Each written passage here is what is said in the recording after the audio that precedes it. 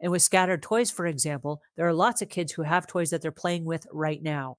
When they're done playing with the toys, we got to figure out a way to train the kids to pick up the toys and to put them away, put them in the cabinet or put them on the shelf or wherever that toy box is, put them away so that they're out of sight, out of mind.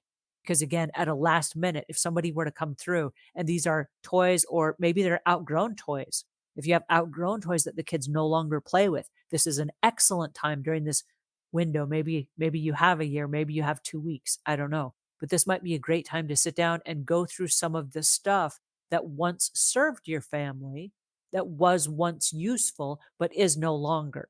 And so if your kids have slightly outgrown those toys, don't wait and say, well, maybe they're going to use these for their kids when, you know, they're grown and they have kids of their own. Don't do that. You can get new toys at that time. This is the time to go ahead and pack everything up and send it on its way so that you're not storing it and so that it's not unsightly when somebody shows up at the last minute.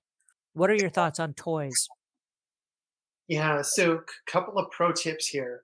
Go out to your garage where you stored those Amazon boxes from the first that we were talking about decluttering your boxes.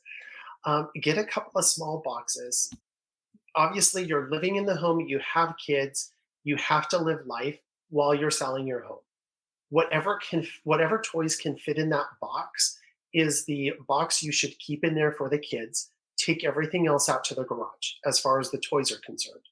This means when you get a call for a showing, it will only take you a couple of minutes to run into the kid's bedroom, put everything back in that box, and put the box in the closet.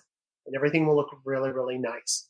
Another pro tip for kids' bedrooms is invest in a cover for the bed that looks really nice, that's not stained. Maybe the kids don't use it during the process of selling the home. It's one that you're going to grab out of the closet, you're going to throw over the bed right before a showing so the bed looks amazing. And then another pro tip is pillows. Pillows always make the bed look more inviting. If you would get covers for your pillows, you can get those on Amazon. Get them a size smaller than the pillow, and the pillow looks really plump and full. If you get one that's a size smaller, and throw that cover over the bed, a couple of those pillows on the bed, and throw the toys in that box, the kids' room is going to look amazing. When people come in, it's going to give the right impression. It's only going to take you 2 or 3 minutes when you get that call for a showing to have the kids' room looking like $1 million.